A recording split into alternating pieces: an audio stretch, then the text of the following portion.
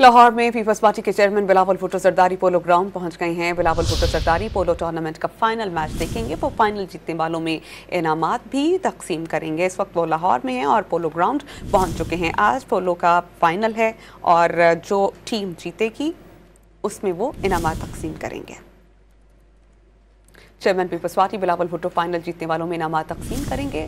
लाहौर में पीपल्स पार्टी के chairman Bilawal Bhutto Zardari polo ground पहुंच चुके हैं, जहां पर वो मैच देखेंगे, इससे महसूस भी होंगे और जो फिर इसमें जीतेगा वो उन्हें इनामात से नवाजेंगे। इस वक्त आप देख सकते हैं जो फुटेज हम तक मौसूल हुई है, वहाँ पर मौजूद गैर मुल्की सयाहों से वो मुसाफा भी कर रहे हैं और अच्छे तरीके से उनसे मिल भी रहे हैं। चेयरमैन पीपल्स पार्टी बिलावल भुट्टो फाइनल जीतने वालों में इनामात तकसीम करेंगे।